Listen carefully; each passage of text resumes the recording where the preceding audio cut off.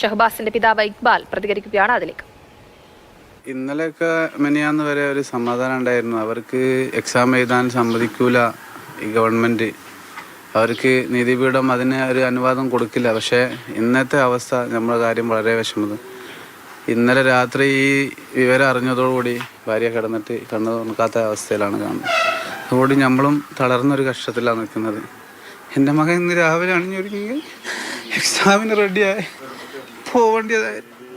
അതുകൊണ്ട് നമ്മൾ വളരെയേറെ വിഷമത്തിലാണ്. നീതിപീഠത്തിലുണ്ടായ പൂർണ്ണ വിശ്വാസം നമുക്കിന്നുണ്ട്. പക്ഷേ ഇത് സാധാരണഗതി SLC പരീക്ഷയിൽ കോപ്പി അടിച്ചാൽ വരെ മാറ്റി നിർത്താറാണുള്ളത്. ഒരു കൊലപാതകിയായ ആളുകൾക്ക് ഈ ഘട്ടത്തിൽ എക്സാം എഴുതാൻ കൊടുക്കുക എന്നാണ് വളരെയേറെ നമ്മളെ മനസ്സിൽ വിഷമങ്ങളുണ്ട്. ഭാര്യയായി കഴിഞ്ഞാലും എനിക്കായി കഴിഞ്ഞാലും മറ്റുള്ള അത് സഹപാഠികളായവരെ വിളിച്ച് പറഞ്ഞിട്ടുണ്ട് എങ്ങനെ ഞങ്ങൾ നാളെ ക്ലാസ്സിലേക്ക് പോകും എന്നുള്ള ഒരു എംജാൽ കാര്യങ്ങളൊക്കെ നമ്മൾ ഇടയ്ക്ക് വിളിച്ച് ഓരോ ഫ്രണ്ട്സ് തന്നെ പറയുന്നുണ്ട്. അപ്പോൾ ഈ സാഹചര്യത്തിൽ നിങ്ങൾക്ക് എല്ലാവരും മീഡിയ വഴിയും എല്ലാവരും ചാനൽ വഴി കാണുന്നുണ്ട്. അപ്പോൾ അഭിപ്രായങ്ങൾ വളരെ നമുക്കും കിട്ടുന്നുണ്ട്. പക്ഷെ ഈ ഒരു ഇത് വളരെ നമ്മളെ മനസ്സിലൊരു മുറിവേറ്റ രീതിയിലാണ്. ഇനിയും കുട്ടികൾക്കൊരു പ്രചോദനമാണ് മുന്നോട്ട് എന്നുള്ളതാണ് ഞാൻ കരുതുന്നത്.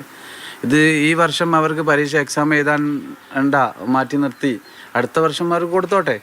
എന്നാൽ ഇത് മറ്റുള്ള കുട്ടികൾ കൂടി ഒരു പ്രചോദനമാവും. ഇതിങ്ങനെ ചെയ്ത് കഴിഞ്ഞാൽ മുന്നോട്ട് തുടർന്നാൽ ഇതിപ്പോൾ അവർക്കൊന്നുകൂടി പ്രശ്നമല്ല.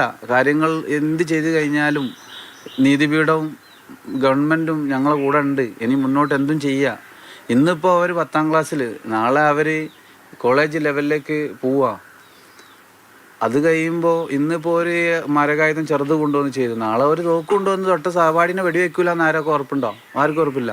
അപ്പോൾ പോകുന്നത് ആർക്ക്? ആ രക്ഷിതാവിന് പോവും. പക്ഷേ ഇത് ഈ സമയത്ത് തടയിട്ടിരുന്നെങ്കിൽ മറ്റുള്ളവർക്കൊരു പാഠമാവുമായിരുന്നു. അതുകൊണ്ട് ഈ ഗവൺമെൻറ് ഇനിയും ഉണർന്ന് പ്രവർത്തിക്കണം. നീതിപീഠവും ഉണർന്ന് പ്രവർത്തിക്കേണ്ട സമയം അതിക്രമിച്ചു കഴിഞ്ഞിട്ടുണ്ട്. അത്രമാത്രമേ പറയാം. എനിക്കിപ്പോൾ ഓരോ ദിവസം തോറും ഞാൻ തളരുകയാണ്. പിടിച്ചു നിൽക്കാൻ പറ്റാത്ത കുട്ടികൾ പരീക്ഷ നമുക്ക് അംഗീകരിക്കാൻ ഒരിക്കലും അംഗീകരിക്കാൻ പറ്റില്ല. അവർ 5 പേരെ മാറ്റി നിർത്തി അവർക്ക് അടുത്ത വർഷം ചാൻസ് കൊടുത്തോട്ടെ, കുഴപ്പമില്ല, പരാതിയില്ല. ഈ വർഷം തന്നെ കൊടുക്കുമ്പോൾ ഇവിടെ നീതിപീഠത്തിനോ ഗവൺമെൻറ്റിനോ ഒരു വിലയില്ലാത്ത ഒരു സാഹചര്യം എനിക്ക് അറിയാൻ കഴിയുന്നത്. നമ്മളെ ഇതിൽ സാധാരണ ഈ കുറ്റം ചെയ്തവൻ ശിക്ഷ കൊടുക്കണം. അത് തൂക്കിക്കൊല്ലണം നമ്മൾ പറയുന്നില്ല.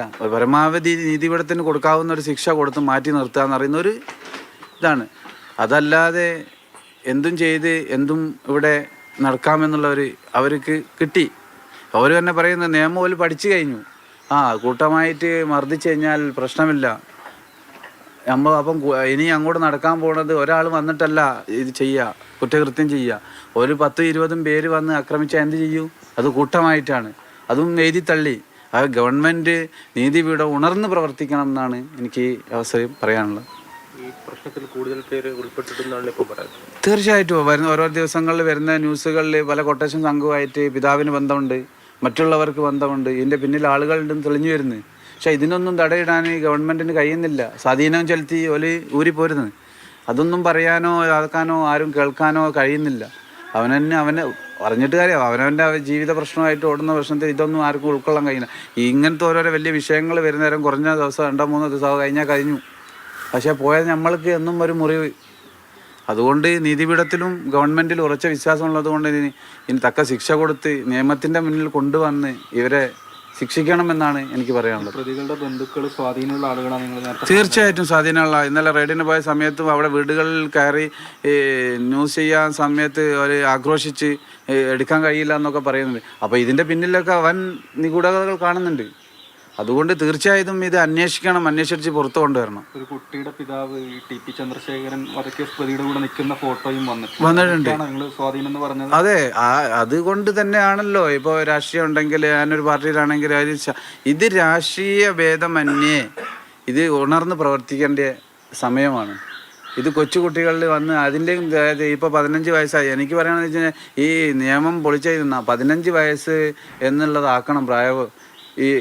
അത് ഇപ്പോൾ 18 വയസ്സാണ് പറയുന്നത്. 15 വയസ്സായി കഴിഞ്ഞാൽ കുറ്റകൃത്യം ചെയ്ത് കഴിഞ്ഞാൽ മേജർ കുറ്റമായിരിക്കണം. അതാണ് ജുഡീഷ്യറി ചെയ്യേണ്ടത്. അതല്ലാതെ ഇനി ഇവർ ഇപ്പോൾ 10ാം ക്ലാസ് പഠിക്കുന്ന കുട്ടിക്ക് ഇത്ര പക്വത ഉണ്ടെങ്കിൽ 15 വയസ്സാകുമ്പോഴേക്ക് എന്ത് ചെയ്യും? ഇവിടെ രംഗത്ത് മനുഷ്യന്മാർക്ക് അല്ലെ പൊതുജനങ്ങൾക്ക് സമൂഹത്തിൻ്റെ മുന്നിൽ കറങ്ങി ചെല്ലാൻ കഴിയില്ല. ഒരു ഭീഷണി സ്വരത്തിലാണ് വരുന്നത്. കാണൂല, തട്ടിക്കളയാം. സാധാരണ ഇതൊന്നും ഒരു സ്ഥലത്തും അംഗീകരിക്കാൻ പറ്റാത്ത, ഇത് ശരിക്ക് ജനങ്ങൾ പ്രതികരിച്ച് ഗവൺമെൻറ്റിനെ ബോധ്യപ്പെടുത്തി ഇതിനെതിരായിട്ട് സംസാരിക്കണം എന്നാണ് എനിക്ക് പറയാനുള്ളത്. അവിടെ പരീക്ഷ നടക്കേണ്ട കേന്ദ്രത്തിന് മുൻപിൽ വലിയ രീതിയിൽ പ്രതിഷേധം KSMSF യൂത്ത് കോൺഗ്രസ് ഒക്കെ പോലീസ് അവരെ മാറ്റിയാണ് അവർക്ക് പരീക്ഷ എഴുതാൻ അവസരം ഒരുക്കുന്നത്.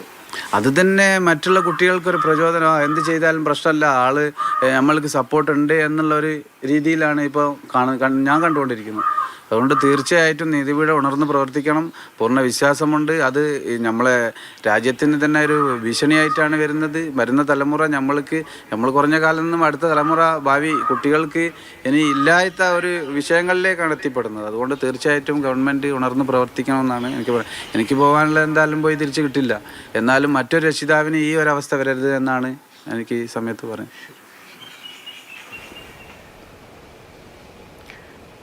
ഷഹബാസിന്റെ പിതാവ് ഇക്ബാലിന്റെ പ്രതികരണമാണ് നമ്മൾ കേട്ടത്. വളരെ പ്രധാനപ്പെട്ട കാര്യങ്ങളാണ് അദ്ദേഹം മുന്നോട്ട് വെക്കുന്നത്. ഇത്തരത്തിൽ കുട്ടികൾക്ക് ഇങ്ങനെ അവസരം ഒരുക്കി കൊടുക്കുന്നത് വീണ്ടും കുറ്റകൃത്യങ്ങൾ ചെയ്യാൻ അവരെ പ്രേരിപ്പിക്കില്ലേ എന്നടക്കമുള്ള വളരെ പ്രധാനപ്പെട്ട കാര്യങ്ങളാണ് അദ്ദേഹം മുന്നോട്ട് വെക്കുന്നത്.